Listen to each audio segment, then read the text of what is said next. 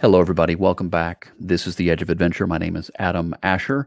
Always great to have you with us, and always great to have the opportunity to introduce you to wonderful people working around the world, people who live lives of adventure and purpose, working hard, giving of themselves, of their time and their resources to make the world a better place, to serve other people.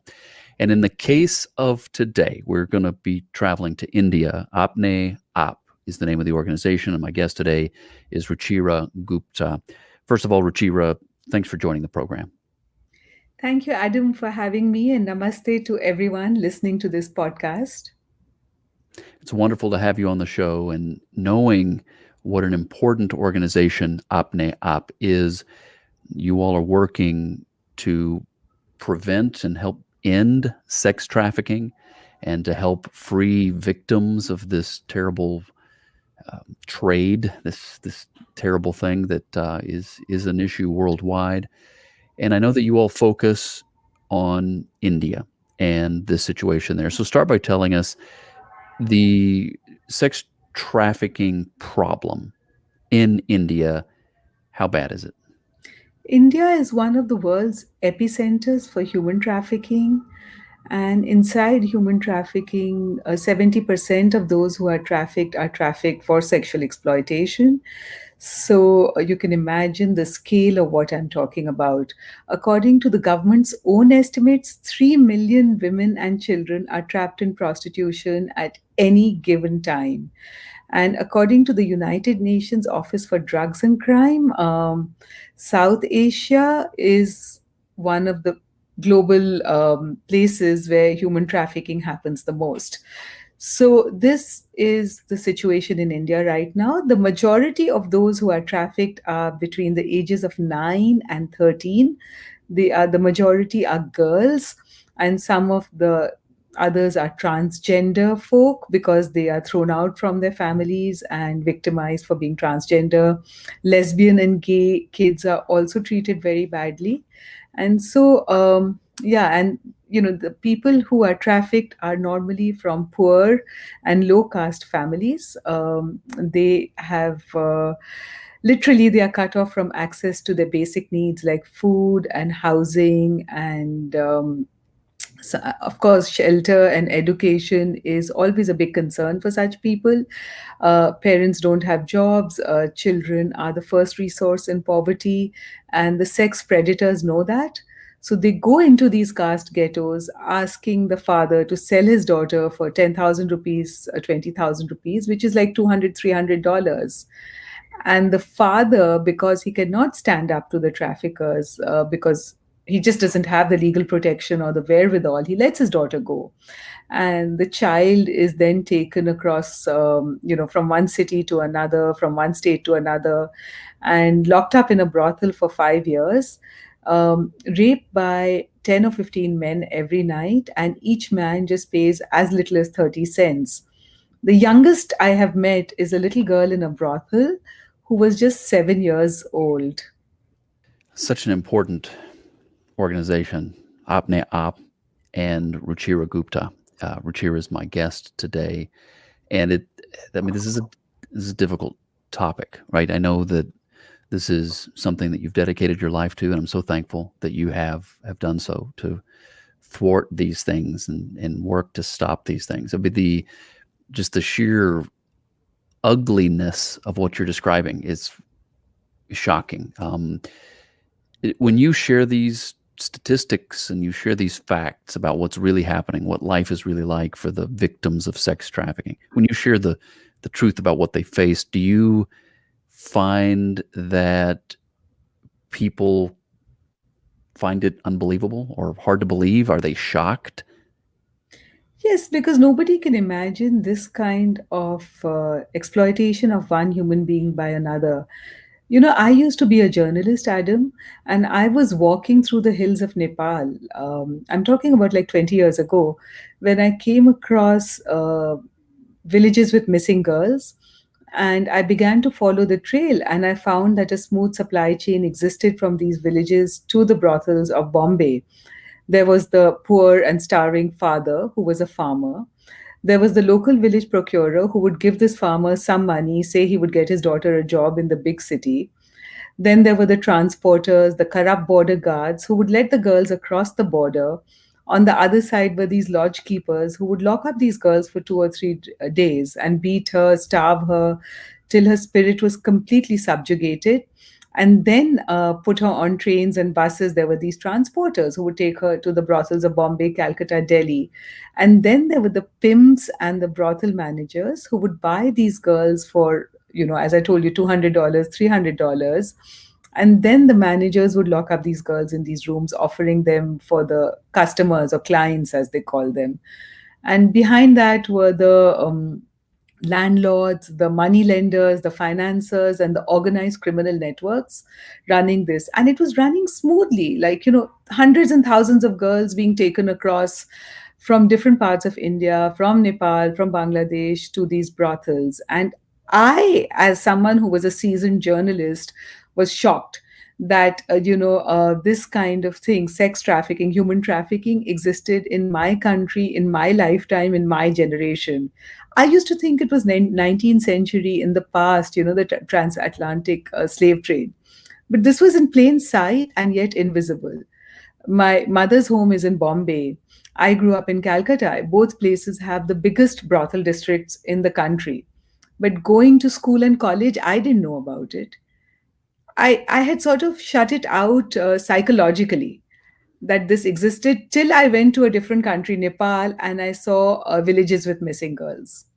My guest today, Ruchira Gupta, is the founder and the president at Apne Aap. And you can look them up online at apneaap.org. And we'll have more information as the program continues. I'll be putting the website on the screen for those of you that are watching the video version. And we're talking about a subject that is hard to talk about. I mean, this is not a pleasant topic, and yet it is so very important. And as Ruchira was just sharing, she described the situation in India. You said something I thought was interesting and sad. It was, I think you said it. You're sort of describing something here that's hidden, but also in plain sight. When I saw this, I wanted to do more. And as a journalist, the first thing I did was tell the story. So I ended up making a documentary on the subject called The Selling of Innocence. And I won an Emmy for Outstanding Investigative Journalism for it. And then I leveraged the documentary not to do more journalism, but to make a difference. And I decided to go back to the women who had told their stories in my documentary and ask them what they wanted. And they said they wanted to change the fate of their daughters. They said, please save our daughters from prostitution. We want them to get an education and jobs. So Apne Aap's business plan really became whatever the women were saying.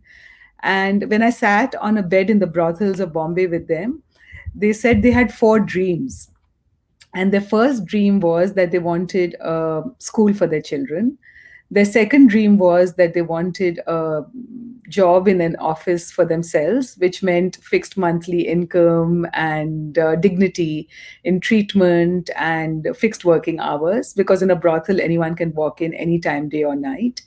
And the third thing they wanted was they wanted a room of their own. They did not want to live in a brothel where customers were coming in anytime, where their children were playing on the floor while they were servicing the clients. And the fourth thing they wanted was that they said those who have bought us and sold us, they should be punished.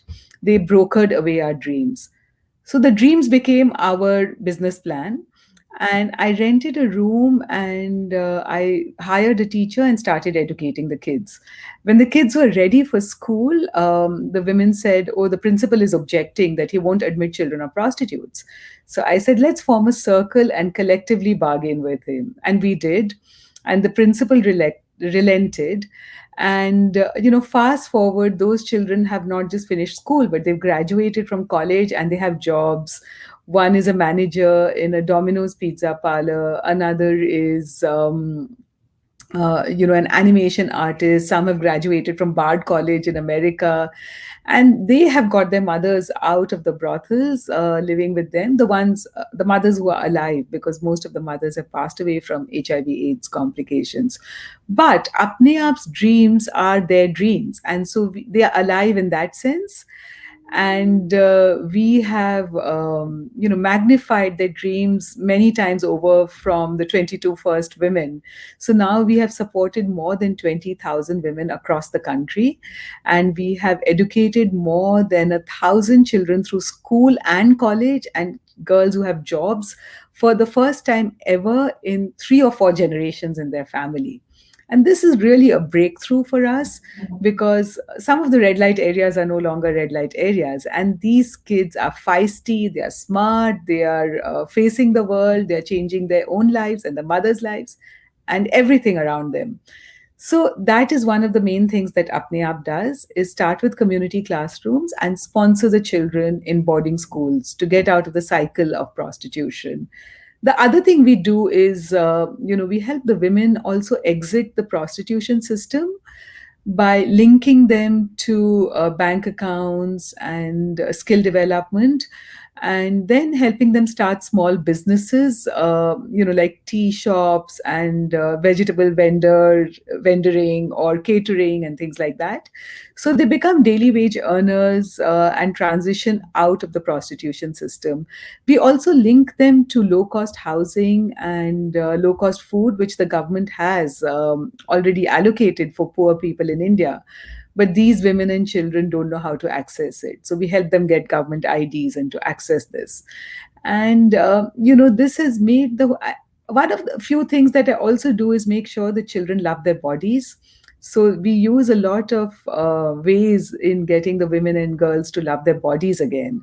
And that is through dance, through kung fu, through karate. Some of them have won gold medals, some of the kids. And also through open mic sessions, sharing their stories and talking to each other, making movies, writing articles.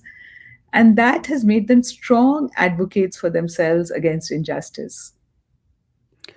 This is The Edge of Adventure, and today we're focusing on an organization called Apne Aap that works in India. The founder and president of this wonderful organization is my guest today, Ruchira Gupta, as she is sharing about the organization. And Ruchira, I'm going to just say here that I hear in your voice, in your countenance, I hear hope. Is it hard to have hope when the challenges are so devastating and the darkness is so evil? Where does this hope come from? Because I hear it. I hear it in your voice. The hope comes from the successes of the little girls. And when I see the change in them, and I've met them like 10 years ago, 20 years ago, and I've been doing this for a long time because I never give up. I'm stubborn by nature and I'm tenacious, and I will go on and on if I believe in something. So I have met these girls 10 years ago, 15 years ago, and I've seen their circumstances. I've seen them in mud huts. I've seen them in rooms which are brothels where the mothers have put the beds on bricks so that there's enough room for the child to sleep on under the bed while she's on the bed with the customer. And I've seen these girls become educated, smart, standing on their own 2 feet, renting apartments, working as managers in companies, and helping their mothers. So, if they can change coming out of those circumstances, and there are enough kind people in the world who have helped them do it, and it wasn't just me. We have community mobilizers, we have teachers, we have doctors, we have lawyers. Apne Aap has trustees. We have advisors who raise funds. We have accountants. Even they perform a vital task. We have project managers who write out reports. And then every year, I get interns from different colleges who come and just provide service. They do the most tedious jobs like data entry on computers or photocopying, but every bit combines to help this girl get into school and stay in school. And so I have faith not just in the girl changing because I've seen the change, but I have faith because such a community happened around me to create this change. People were so kind. And there's a saying that Gloria Steinem always uses, and that is that we are linked, not ranked.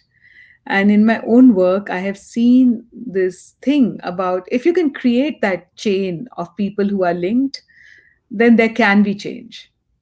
So that's why I have hope, because I have seen the change and I've seen enough people who come and help me to make the change. Ruchira, COVID 19, I hate to bring it up because we're all so weary. We're so weary of the toll that it has taken on our loved ones and our countries and all the many ways that this terrible virus has caused complications. But as I think about your valuable work, is so vital, your work there in India, and I also hear this news coming out of India, especially in the last few weeks, where regarding COVID in India, the news has been very, very bad. How has this affected you guys, and has it at all changed where your focus is, or maybe I should say, has it altered the way you help the victims of sex trafficking? COVID 19 has been absolutely devastating. Our women and our children were making progress. We were getting them into schools, they were graduating, they began to have goals and imagination that they would finish college, get a job, and stand on their own 2 feet. The same thing with the women. We were helping the women transition out of prostitution by helping them become daily wage earners and start small businesses. With COVID, the first thing which happened was a curfew like lockdown. And that meant that the women who were daily wage earners could no longer do anything. They could not sell tea, they could not sell vegetables, they could not go out of their homes at all. And they were trapped inside red light areas, sometimes in just one room with no windows. And the police were on the prowl outside, not letting anyone out of their homes. And the children were back from school. So they were back in the red light area, and sometimes it was 11 people in a room. And the women had no income, the few savings, and I began to get SOS messages within 3 or 4 days of the Prime Minister announcing the lockdown, saying, Didi, we are starving. Didi, we have nothing to eat. Can you do something? Didi, I have sold my last gold chain. Or even more terrible messages saying that, so and so has come to me and said that since your daughter is back from school and you don't have food, why don't you let her make a sex video? And in return, I will give you food. So I was horrified. And the first message I got was a WhatsApp message from a 15-year-old girl that I had been sponsoring through school. And she came back to her mother in the red light area with her younger sister. And she sent me this message. My heart broke. I immediately put, I got a curfew pass from the government. I put 500 cooked meals in the back of my car and somehow drove through the police barricades to that girl. And that is when I felt that I had lost hope for a second, because when I reached there, there were 2,000 people standing in line. And I had food for just 500.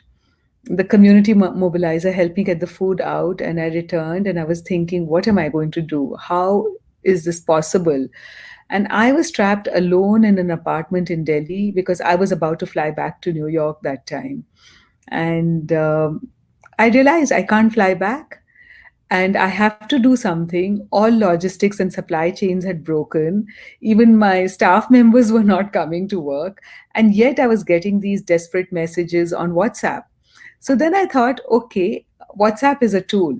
So I'm going to use this to pull in all the people who want to help me or have helped me or those who I think can help me. And I created virtual WhatsApp groups of factory owners, of transporters, of merchants, of shopkeepers, anybody I knew anywhere in India, students, who had interned with me in the past, professors, journalists, and of course community mobilizers who were living inside the brothel or in the red light districts, many of them who were survivors of prostitution themselves, and also NGO leaders. And through these groups, then I mobilized rice. And I'm not talking about like a bag of rice, a truck of rice.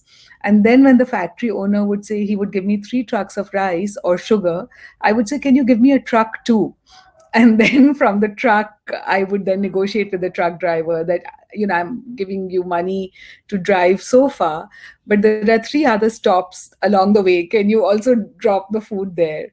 And there was something called the National Disaster Relief Force, which are people who work to solve accidents on the highway, or if there's a landslide in the mountains, they go there. I pulled them in, and they said they would help me store the food in their warehouses, and also divide up the food into bags.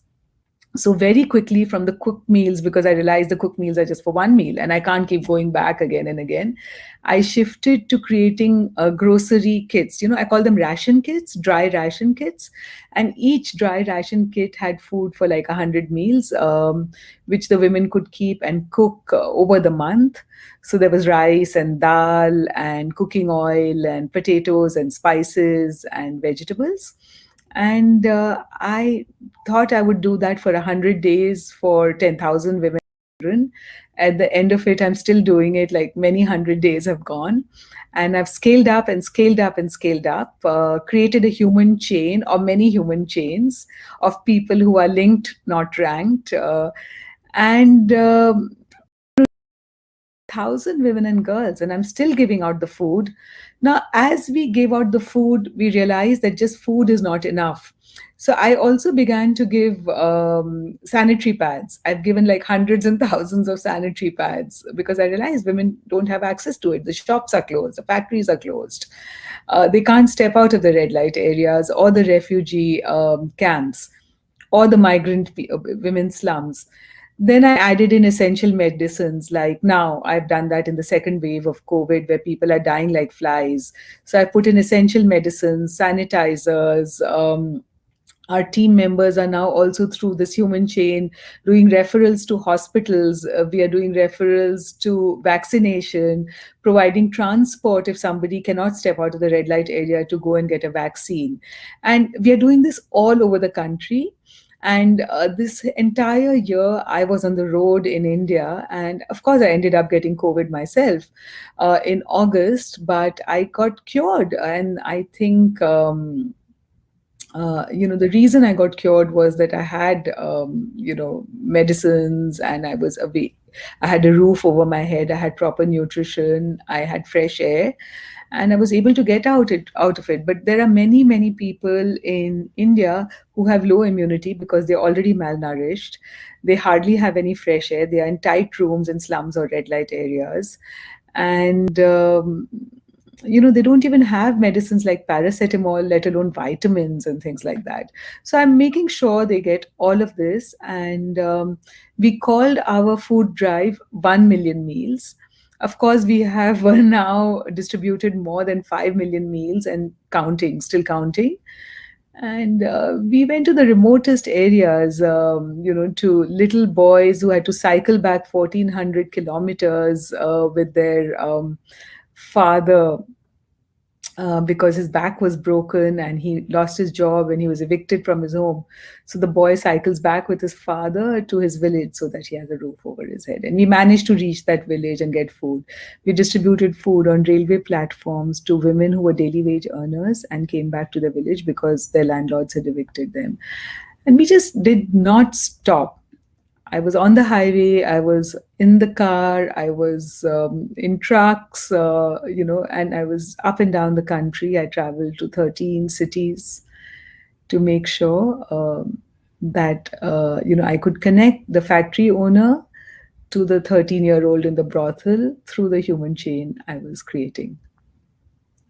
This is The Edge of Adventure. My name is Adam Asher. My guest today is Ruchira Gupta, who is joining us from Apne App. We're getting to know that organization today, the work that they do in India to help prevent sex trafficking, and then also to help the victims of sex trafficking to start their lives anew, to exit that terrible practice and find a new life with the kind of hope that Ruchira has been telling us about.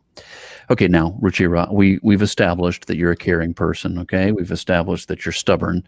Those are your words, not mine. You said that. All right. I think you're also innovative as I listened to the ways you thought, you identified problems and then you thought of solutions and then you went after it. Right. But you're also creative. All right. So let's talk about your creative side. And I think,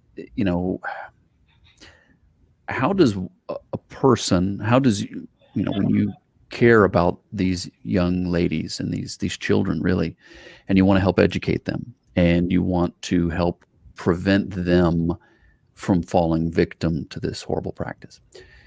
How do you do that? What is a creative way that you and your team have come up with to help educate these young ladies, these young kids? I mean, many times we're really talking about children. Yes, and so what I do is I try to mix up art and politics so that I can get into the subconscious of the girl who is being groomed to believe that she has to prostitute herself as a duty to her family. And so I've used songs where I teach her about patriarchy. I've used poetry writing classes, and there have been people who've flown all the way from America, college professors, famous poets who've held poetry workshops with the kids. I've used movies. I was a documentary maker myself, but more recently, a movie called Love Sonia was made based on the work of Apne Aap with Frida Pinto from Slumdog Millionaire.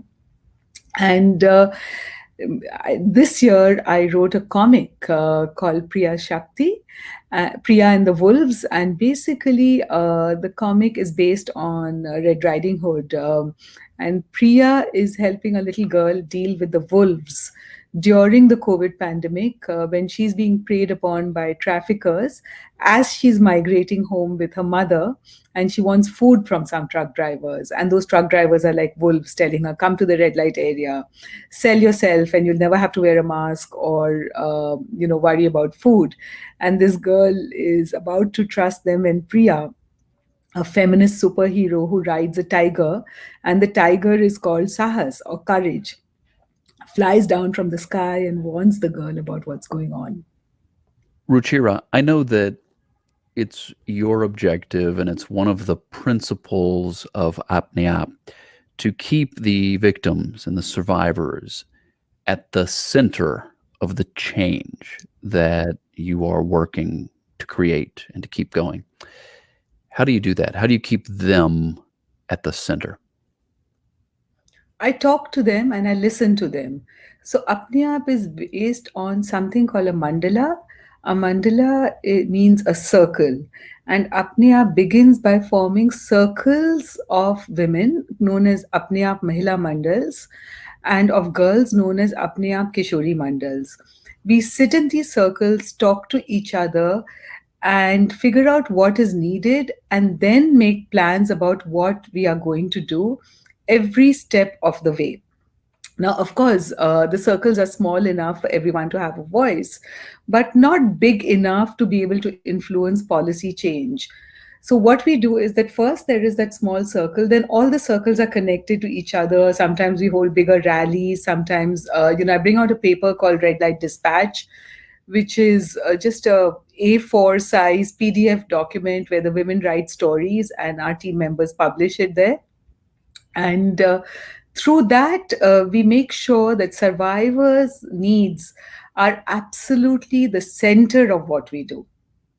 You said something a few minutes ago, Ruchira, and I think you were making the point that one of the things that you have to do, you and your team, is you have to retrain what some of these children might naturally assume. They might believe that they have an obligation to do these things in order to help their families and so on and so forth.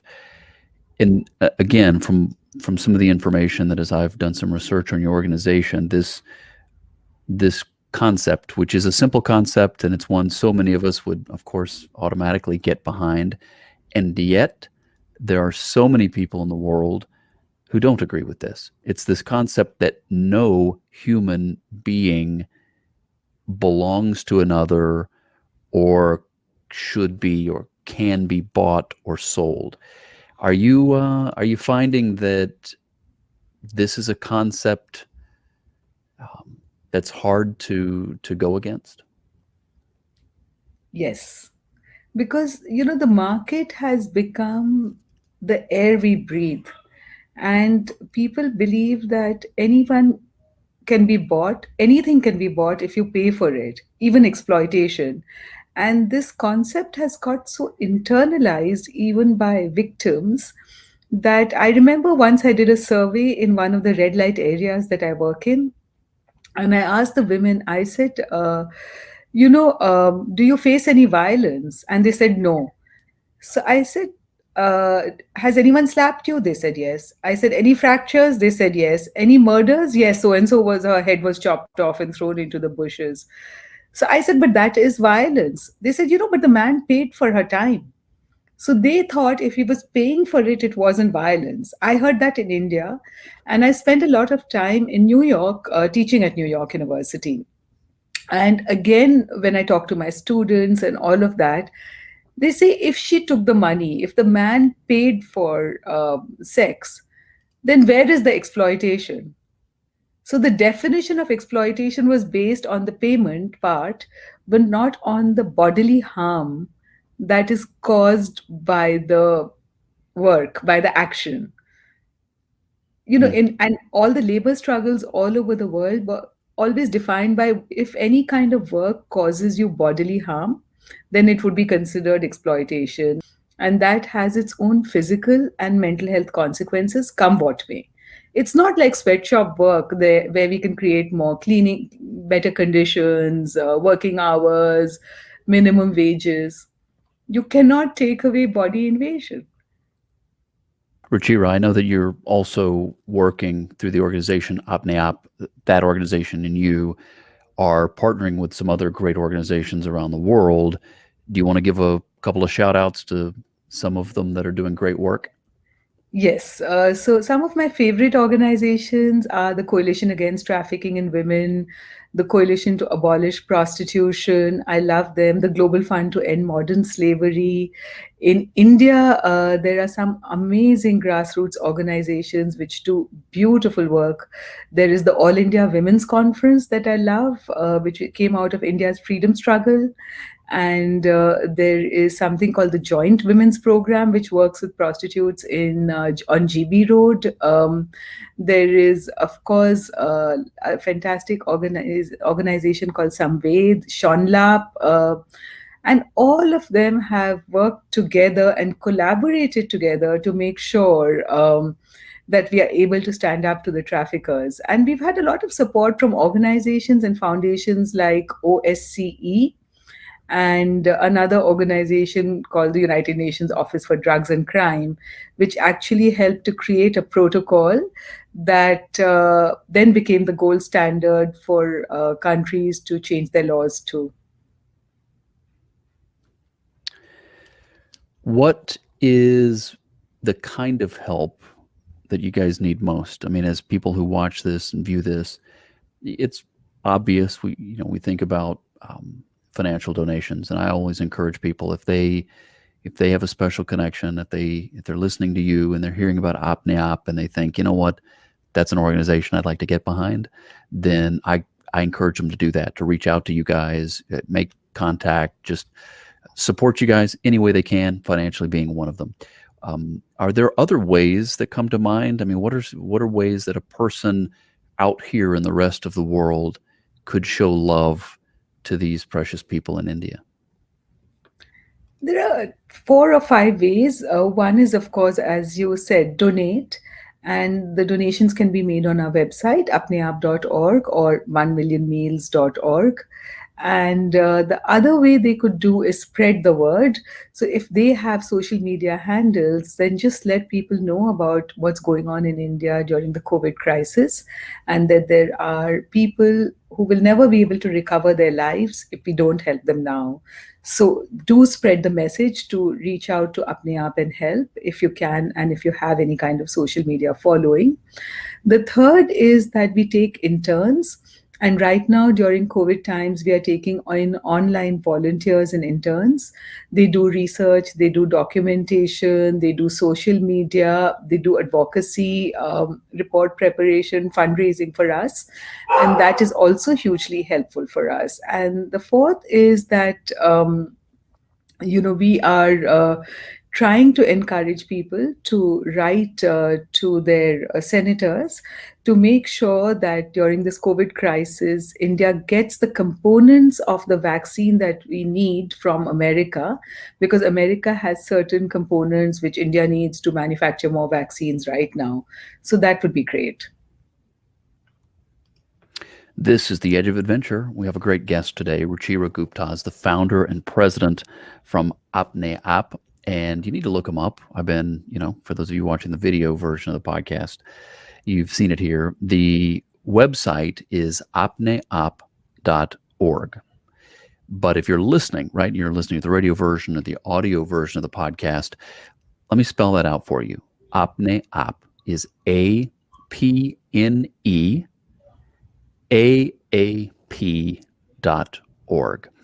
And again, if you're, you want to go to the website, theedgeofadventure.com, we're going to have this information on there as well. You can track them down, because you should, because if this is something that has won your heart today, I'd love for you to connect with them and let Ruchira know that you appreciate her work and her heart and the many, many people. I don't even know. I can tell by the organization and hearing her talk, there's many, many people, both in the United States and probably in other countries around the world, and then in India, all of the many, many people that are coming together to help these precious people. And we're certainly glad that you have done so and that you continue to do so, and to hear that sense of hope. It's a contrast today. We're talking about a very dark subject, a very evil practice, and then to hear of your hope and to hear it in your voice, and for you to be able to tell these stories of the women and the children that you've rescued through the years, it's inspiring. What do the people listening or watching today, what do they need to hear from Ruchira Gupta, founder and president at Apne App? Don't think about what you can do what you can. The moment is not going to come back. And what COVID teaches us is that life is really fleeting. So if you want to help someone, do it now. Don't wait. And giving only makes you receive. You know what? There's some wisdom. This lady's got some wisdom here, folks. Listen up. She knows what she's talking about. Ruchira Gupta, fantastic guest, wonderful organization. And again, this is a topic that, wow, it'd be nice if we never had to talk about such things, but we talk about them because they're important, because these things are happening. And thanks to people like Ruchira and her team at Apne App, there are forces working against that kind of evil, and I'm thankful for them. So, Ruchira, thank you so much for your time today. Thank you for what you do. All the best. God bless you, and we look forward to being in touch again in the near future. Thank you. Thank you, Adam. It was wonderful talking to you. Thanks for all you do. And thank you all for joining us today for another edition of the Edge of Adventure podcast. You guys mean a lot. I appreciate your support. And share this out. Share this out so that more people will learn about Apne App, such an important organization. Take care, Ruchira. We'll talk again soon. Thank you.